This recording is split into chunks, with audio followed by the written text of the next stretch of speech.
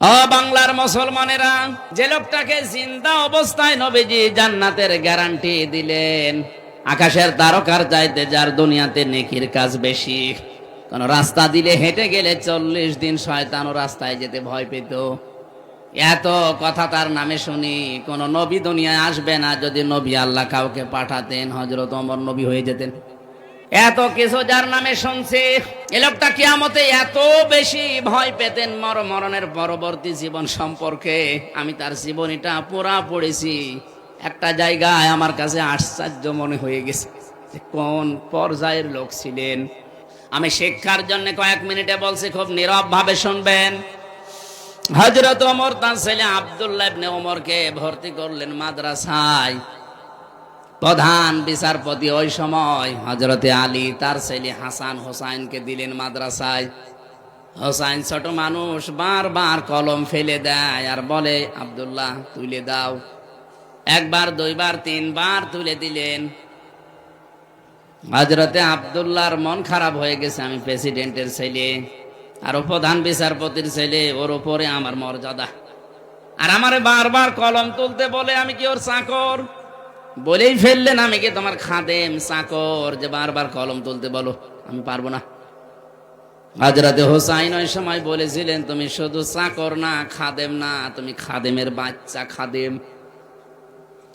বাড়িতে গিয়ে বলছে, আব্বা আমি আর মাদ্রাসায় যাব না। কেন? হোসাইন আমাকে না তোমাকেও গালি দিয়েছে, আমরা নাকি খাদেমের বাচ্চা। তুমি যদি বিচার না করো, হোসাইনেরও মাদ্রাসায় পড়াই বন্ধ করে দেব। হযরত ওমর জ্ঞানী ছিলেন, বিচক্ষণ ছিলেন, বললেন, বাবা আজকে না, জমার দিন হাজারো মানুষের সামনে বিচার করব। খুতবা দিচ্ছিলেন, হঠাৎ করে আলোচনা বন্ধ করে বললেন, হোসাইন সামনে আসো। তুমি আমার ছেলেটাকে গালি দিয়েছো? বলে, হ্যাঁ। কেন দিলে? হযরতে হোসাইন বললেন, খলিফা বুকে হাত দিয়ে বলেন তো, আপনি কি আমার নানার খাদেম ছিলেন না? হযরত ওমরের কথা বন্ধ হয়ে গেছে। চোখের পানি ফেলে দিয়ে বলে, ঠিকই তো, আমি এভাবে ভাবি না, আমি তো আসলে তোমার নানার খাদেম ছিলাম। এই কথাটা কি তুমি একটু লিখে দিতে পারবে? বলে, কাগজ নিয়ে আসেন। ছোট মানুষ তো আবেগেই বলেছে, কাগজ নিয়ে আসেন। খেজুরের পাতা নিয়ে এসেছে, উনি লিখে দিলেন, আমি নিচে দেখেছি ওমর আমার নানার খাদেম ছিল, খেদমত করত, ইতি হুসাইন ইবনে আলী। সই করে দিলাম। কাগজটা হাতে নিয়ে হযরত ওমর চুমা খেলেন। সাহাবীদেরকে বলে, আল্লাহর নবীর সাহাবীরা, বিচার হয়ে গেছে। ছোট মানুষ আব্দুল্লাহ তো বোঝে না, বলে, বাবা তুমি তো এখনো বিচার শুরুই করলে না, কি করে হয়ে গেল? হযরত ওমর বলে, বাবার এই যে বিচার করেছি, এটা দুনিয়া না, মরণের পরেও কাজে লাগবে। আমি যখন মারা যাব, এই কাগজটা আমার কাফনের মাঝে দিয়ে দিও।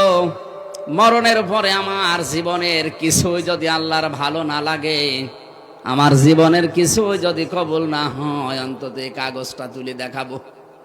রব্বুল আলামিন, তুমি আমার এই কাগজটার দিকে তাকিয়ে দেখো, তোমার নবীর নাতি সই করে দিয়েছে আমি নাকি নবীর খাদেম ছিলাম। ওসিলাই হলেও তুমি আমাকে মাফ করে দাও। কোন পর্যায়ের ছিলেন তারা? এই মানুষটা মাঝে মাঝেই হযরতে হুযায়ফাকে বলতেন, দেখো তো নবীজি যে লিস্ট দিয়েছে মুনাফিকের, ওর ভেতরে আমার নামটা আছে কিনা। হযরত হুযায়ফা কেঁদে ফেললেন, ডাক দিয়ে বলে, খলিফা কি বলেন আপনি? আপনার নাম মুনাফিকের লিস্টে থাকবে মানে? হযরত ওমর বলে, ভাই দুনিয়াতে নবী ছাড়া কারো ঈমান নিরাপদ না, কখন কে বেঈমান হয়ে যায় বলা যায় না। আমি এখন আছি মুসলিম, কখন আমার ঈমান ভেঙে যায়, নষ্ট হয়ে যায়, আমি নিজেও জানি না। এখনো যদি দেখি যে আমার নামটা ওই লিস্টে আছে, তওবার তো সময় এখনো শেষ হয়ে যায়নি, আমি এখনো সময় আছে, তওবা করে ফিরে আসতে পারবো। ঈমান ভাঙার কারণ কয়টা বললাম? আরো জোরে। এর 4 নাম্বার কারণটা আমি বলবো শুধু, যেহেতু এই সাবজেক্টের উপর আমার আলোচনা না, আমি 4 নাম্বারটা বলছি শিক্ষার জন্যে। বিশ্ব নবী জানিয়েছেন ঈমান ভেঙে যায় ওই লোকটার যে আমি নবী মুহাম্মদ রাসূলুল্লাহকে বাদ দিয়ে অন্য কারো আদর্শকে ভালো মনে করে।